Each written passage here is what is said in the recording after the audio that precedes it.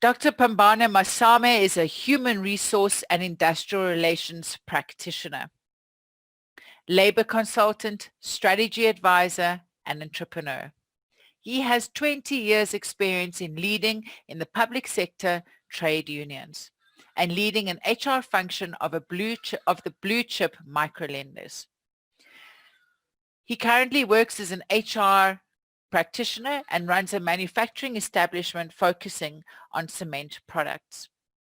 He will speak about leadership in voluntary organizations. He's an author, an educator, dispute resolver, and is credited with participating in the transformation of an association into a trade union. Let's clap hands and welcome our speaker, Pambana Masame. Thank you very much. My name is Pambana Masame, as it has earlier been said, but my topic today will be the changing face of leadership in voluntary and commercial organizations, the art of staying on top. Like I just mentioned, I one day went to a union gathering at branch level. So when I got there, we were doing a lot of some debates. So because I was contributing a little more than others there, they decided to elect me to be one of the delegates to the congresses. So I decided to accept, because usually it is difficult to refuse when people request you to do something. So I agreed and went down there. But when I got to the Congress, it was an election year. So everybody was busy cajoling each other, trying to persuade this one and this one to stand for elections. So I met one colleague of mine there who was previously president, but he went back to further his education. So now he wanted to reclaim his seat, but he had a difficulty that now he needed to raise a team which needed to challenge the incumbents who were actually defending their positions. So this gentleman went around looking for people to help him to win elections. So he approached me, and I also did not refuse. It was difficult to refuse, but I was actually not even prepared for that position. But because of peer pressure, I agreed to stand for elections. So they simply told me that, Masame, this is nothing. Everybody loves you. So with that, I went around canvassing for votes, and people seemed to be smiling and enjoying. So we stood for elections, but fortunately, I did not lose, but I only got, the difference between me and the winner was only 7 votes. And the people we were challenging, they were crying. You literally see some tears rolling out of their cheeks. So now I had a problem now that, you see, the way they felt, I thought that it means that after 3 years, when we go for elections, there is a possibility that I might also lose. And when I lose, it means I'm going to cry. So then I decided to find a solution. What is it that I can do now so that after 3 years, when I stand for elections, I'm going to win? So I went around looking for information, and I learned a few tricks which I'm going to share with you today here.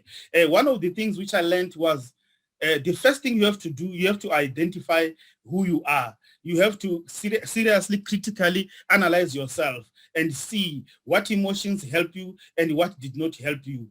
So I checked my vision and my values to try to compare them with the organization. They were actually incongruence, but the problem is that myself by then, I had one of the values which they had there was to be, they call it humility. It's actually across in many cultures that someone has to have humility. I had humility, but I tended to be very provocative. So if I see someone, I'll provoke that person. So now it created a sense of disunity amongst some of my associates. So I had to learn what is it that I can do so that I'll be a little bit more human, try to model my attitude so that I'll be able to win elections when the elections comes back 3 years later. Because one of the things which I read one book by Sun Tzu, and in that book, he simply said that for you to win, you must first understand yourself. Because if you don't understand yourself, it means you have lost before the battle starts, because you don't understand yourself. You are like a risk to yourself. So the other thing which I learned was to how do you now connect with your followers? The president who had won, He was busy having conversations with everyone. When we were running, he was busy talking to this one. He was actually even talking to the people who were challenging, some of them who had lost. He was compromising, giving them positions there and there. And it was making me a little bit uncomfortable. But what I did not realize is that he was actually embedding himself into the people, because subsequently he never won, he never lost any elections. He easily won because he easily connected with them. He easily met everyone he can relate to, and he encourages them. He actually tried to see positiveness in everyone. So as he does that, they actually connect with him and they never forget him. So it is very tough to make members very happy, and it is very difficult to actually even stay in one faction. If you choose factions, you are in trouble. If you stay in one, you are in trouble. If you choose the weaker one, you are in trouble. You see, because factionalism actually in organizations, they are so rampant that one day when we were having a meeting, one gentleman raised up his hand to speak. The chairperson yielded and gave him the floor. While he was about to speak, the other gentleman said, "No, Mr. Chairman, I would like to speak before this gentleman." The chairman, perplexed, he agreed. "That's okay, speak." The gentleman stood up and simply said, "Leadership, I wanted to stand here to tell you that, you see, whatever this gentleman you have given the floor is going to say, I support him.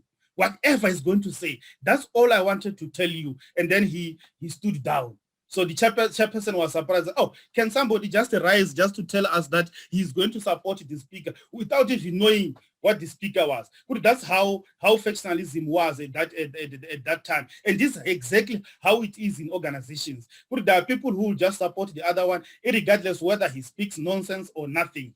So that's how it is. It's like with the species of the same privilege, they actually flock together. So it was very difficult. But we had to learn the dynamics of the group and see what is it that you can do to make sure that you stay on the course. Because if you offend one, next time you are going to be in trouble, because they will actually not vote for you, and you will actually lead the organization into disrepute. Because if the other faction is little bit tries to come back, you will have little bit of instability. So then I learned that maybe the best way is to focus on the vision and not the people. You just simply ignore the people and focus on the issues. Leave the people alone. That way you seem like it will be a little bit better, because you'll not be dealing with individual. You'll not be personalizing. So the other thing is that you have to follow the vision of the organization. You create your own path. So usually people, what they do is that they follow what other people do. But to be successful in these organizations, what I have learned is that you just have to create your own trade. Don't follow everybody's trade. Create your own. That way you leave a mark in that whenever you are, they'll still come back to you. So you actually set your realistic organizations and make sure that they connect and they link to the values and the goals which you set for yourself. So that way you'll be able to control yourself within that antagonistic environment. But as long as there's clarity in the vision and all aspirations are clear, then the route to success usually remains in the radar. What you simply do, make sure that you paint the vision of the organization to the people's minds. You have to put it in the minds, at the same time, put it on paper. You actually have to see and smell success, so that you'll be able to actually focus on the vision and leave the people alone.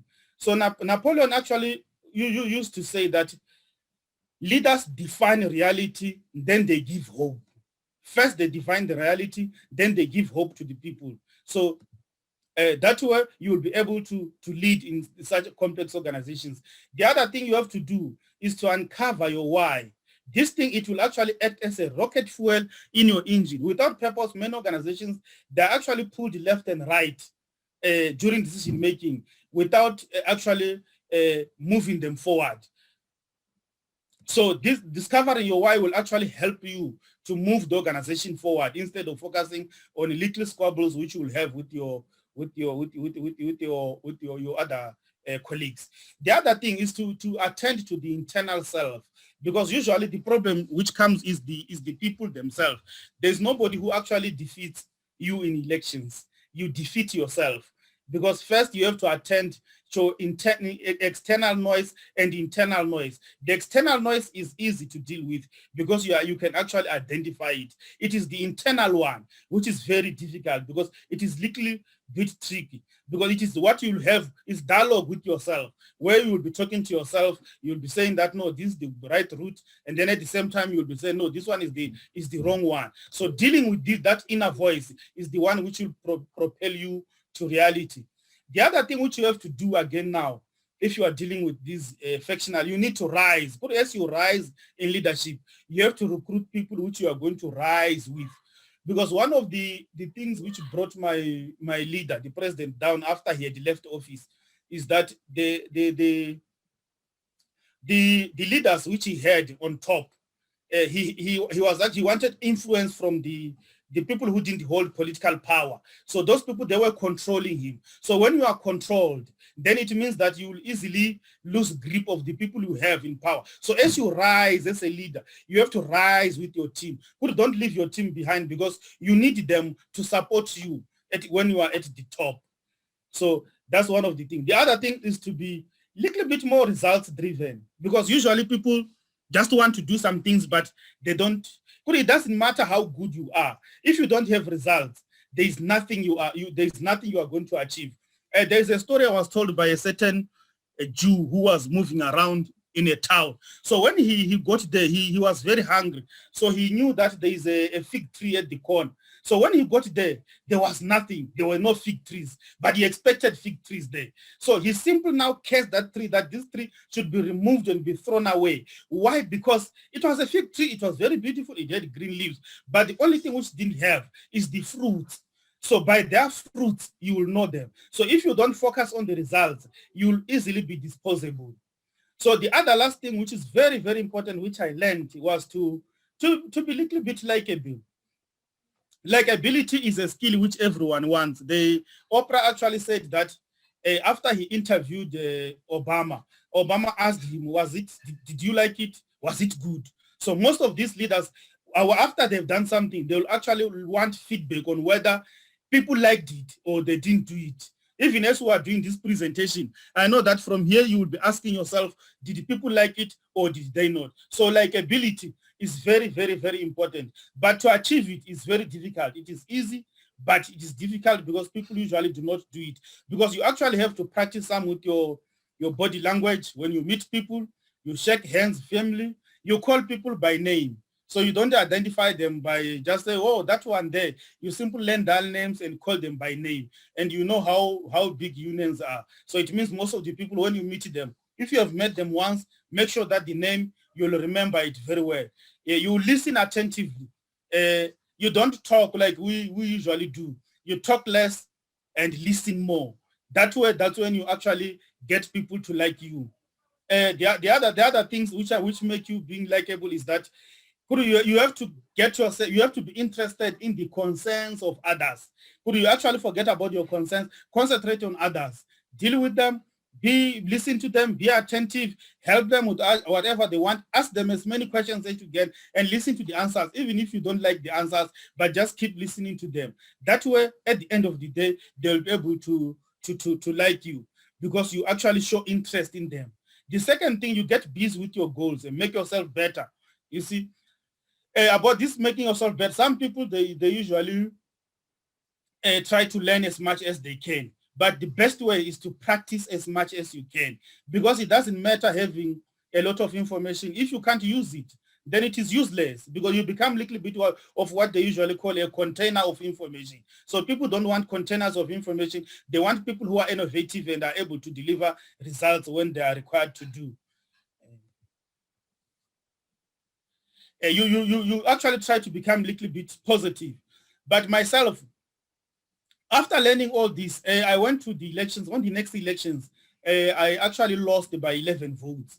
Last time I won by 7, but the second I lost by 11. But the good thing which happened there, because I was a little bit more prepared, there were some mistakes I made. But now, I only stayed out of office for 1 year, because when the team went in and then evaluated, they realized that, oh, that gentleman who has lost, he's missing. So they came back for me after 1 year. They literally went to one of their colleagues and asked him to, they gave him something different, but they wanted him to step down so that I can come in, be co-opted. Why? Because I had actually created in their minds that I'm actually very capable and I'm required to be there in the next committee. So in conclusion, to succeed in a commercial organization, you need to be self-aware, you need to focus on the vision, you need to be results-driven, you need to be likable. And for being part of this audience, I thank you. I'll conclude my speech.